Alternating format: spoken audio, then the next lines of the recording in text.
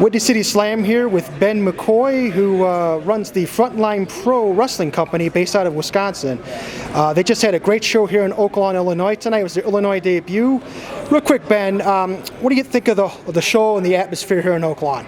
I liked it. It was very family friendly, very centric on the type of wrestling that we're trying to bring to anywhere that we run, which is very demographic-wise 10 to 21, somewhere in there. We want to have the combat and battle of wrestling contests be what draws in older viewers, and yet the epic storytelling of good versus evil for the younger viewers. Trying to get something for everybody is a big goal for us. Speaking of storytelling, you have quite the story to tell. You were a combat veteran. You joined the Army in about 2010, correct? That's right. And then 2011, you had almost a tragic incident in Afghanistan. Could you go ahead and walk through with that with me? Yeah, so I joined the United States Army at 27 after having a very long list of dead-end jobs that I didn't really like. And then wrestling was good too, but I was not in the right headspace to be a wrestler at the time. So when I joined the Army, I was directly out of basic training, and about 24 hours after I got to my post in Fort Polk, Louisiana, they informed me that I was going to Afghanistan in January of 2011.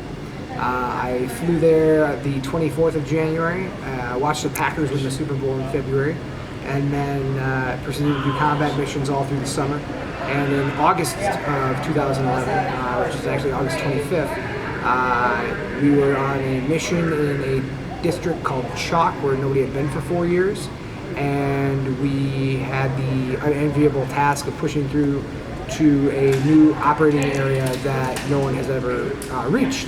And we were very good at what we did, and the 10th Mountain Division was known as kind of being the workhorses of the infantry. So we were able to effectively attain and accomplish our missions. And so we were chosen to take up the hard task. And we wound up taking contact from the enemy at about 5 o'clock in the afternoon. And while taking cover and looking for the rest of my guys, I was shot in the face by a bullet that wound up tumbling because it was shot from so far away that it actually went end over end like a field goal kick and hit me in the mouth right here backwards and stopped in the back of my jaw. From there, I blacked out for a half a second, woke back up,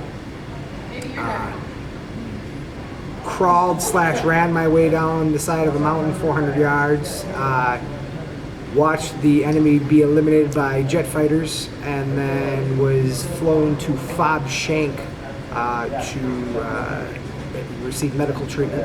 And then the next thing I knew, I woke up in Germany, and then the next thing I knew, I woke up in San Antonio, Texas at Brooke Army Medical Center. So it was a hell of a trip, to say the least.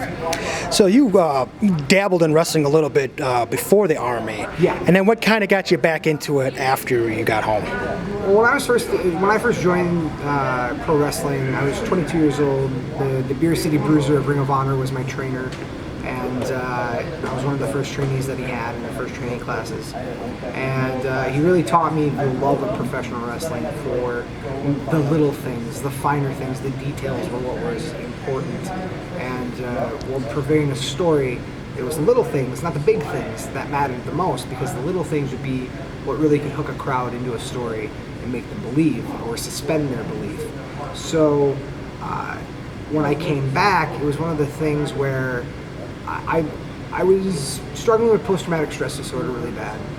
I hadn't left my house in 6 weeks, and when I mean didn't leave my house, I mean didn't walk out my house, like out the door, didn't get the mail, didn't let my dogs out, nothing. I stayed in my house for 6 straight weeks. My wife, Crystal, God bless her, saw that I was struggling and could tell that I was in a really bad headspace, and kind of encouraged me to kind of get back into wrestling. And so I bought a wrestling ring, and I thought, well, I can't wrestle anymore. There's no way with my face they'll let me. So I'll just, I'll have my wrestling ring, and I'll rent to other companies, and I'll see all my buddies, and it'll be good. And that's kind of what happened for a while. And then a wrestler up in Wisconsin named Sadist who's actually one of my best friends and was in my wedding and is the godfather of one of my kids, and I've known forever, longer than anybody in wrestling, period. Kind of started poking me because I roll around with guys before matches and talk over their matches with them, just giving them, you know, critiques and advice or whatever. And he just kept nudging me that, you know, you can do this. You know, if you really wanted to, you could do this. And it almost became a running joke where I finally went to my doctors just to shut them up. I literally went into my doctors expecting every single one of them to be like, "You're crazy. There's no way in hell." And at least that I could take that to him and be like, "See, the doctors say I can't do this, so it's not happening." And to my surprise, every single one of the doctors says, "Yeah, you should do this. Yeah, this is a better environment for you. Yeah, this can help you. This can be cathartic. It can be therapeutic. You should try." And then I asked my wife, and my wife said, "Get out of the house." God bless her. She was like, "Get out of the house. Do something."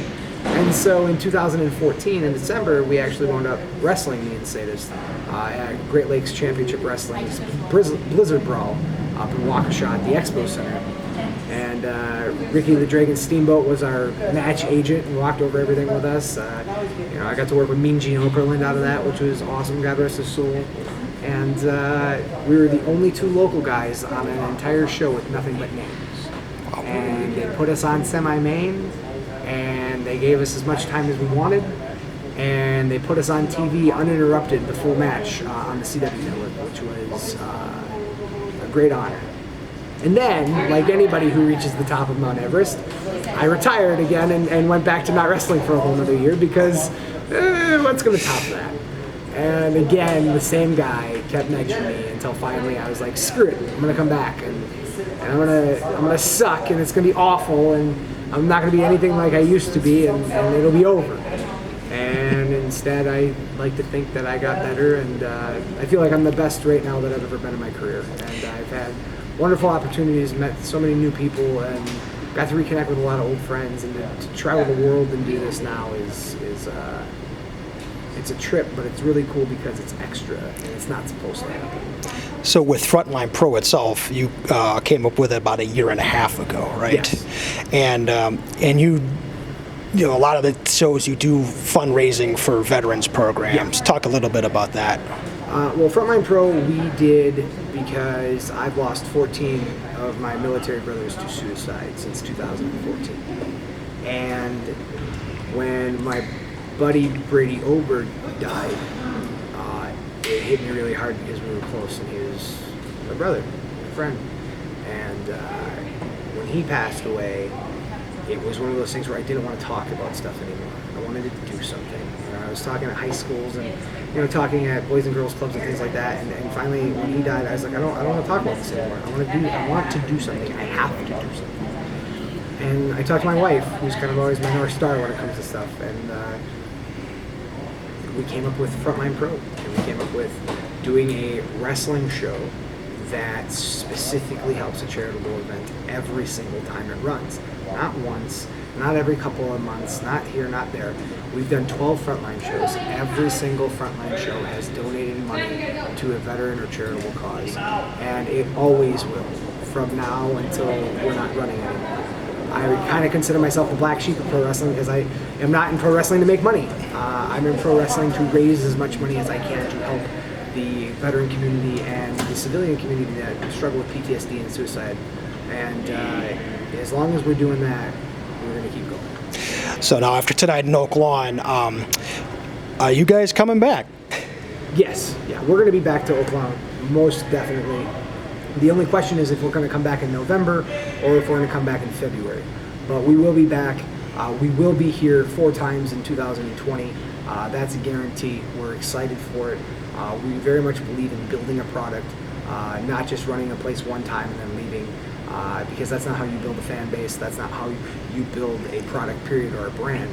You have to continuously go there and keep building the empire, I guess, if you would, to be bigger, stronger, and better, and to be more effective in the future.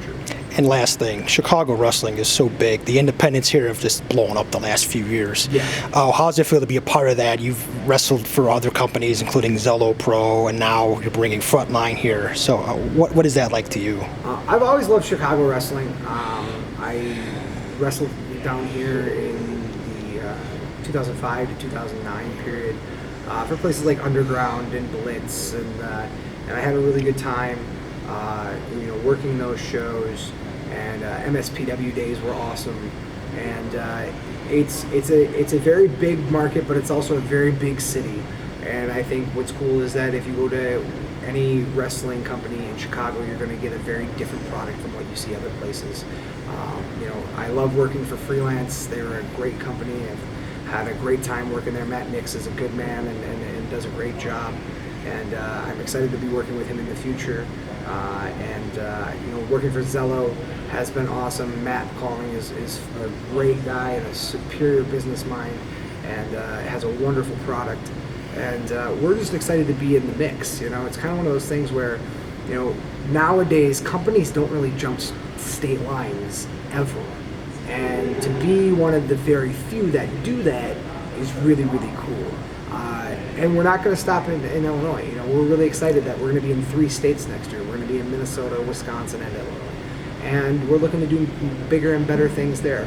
We look forward to working with Great Lakes Naval Base again to do our naval base stuff.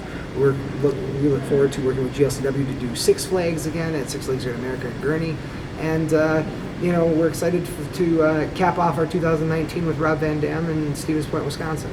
And the cool thing about Rob Van Dam is you never know where he's going to pop up. So it's not out of the realm of possibilities to say that he could pop up in Oaklawn. You never know. So we're excited for our future, and we're really proud of what we've built. And the whole point going forward is to continue to help people around us and to raise awareness. And like I said, as long as we're doing that, we're doing the right thing. Actually, there's one more thing I totally forgot. I don't want to forget this. Still Here. Still Here. It's going to be a documentary about you and your experiences. Yeah. What's that been like so far? Making a movie is crazy. I don't know why I signed up for it. No, I'm kidding. But it is crazy. I love the process. I have a wonderful director in Eric Beach. He's phenomenal. He's wildly intelligent. He's very meticulous to detail, which makes me much more comfortable doing a project about my life, which is really weird to even sit here and say, "Yeah, we're doing a project about your life," and people can watch it. And it's strange, but to have Rob Van Dam on as our executive producer, along with the actor Tim Abel out of Hollywood, backing us and working with production companies out there. It's been an intense process, but we've had a great time working with it. Working with F5 Sound, the sound house out of Minneapolis, to do our original score and soundtrack. With Owen Satori and his crew has been wonderful, and we really look forward to it. It's a long process. It's one of those things where when we first started filming, we thought, well, we can get this done in 6 months. Now we're filming and we're hoping to be done by the end of the year, but we're probably not going to be done until the spring. But it's just such an arduous process. There's so much stuff to do, and the scope of it all is so beyond me. But I'm very lucky to have the people I have around me to do it. And again, it's one of those situations where as long as this film can raise awareness, can help people with suicidal thoughts, can help people with post-traumatic stress disorder, can help people with anxiety and depression, even if it's not, we don't have to save anybody, but if we can get one person to say, wow, I might need to talk to somebody because I'm feeling a lot of the stuff that they're talking about here, even if we can just get them to recognize that they're feeling the way they're feeling, then we've won. And I have this wonderful opportunity to have a second chance at life that I don't deserve. And every day I've made it my mission to wake up and earn it. And I'll never stop doing that because I can't. So I'm lucky to still be here, and I'm excited for the future. Ben, thank you so very much. Absolutely. Thank you. Take care.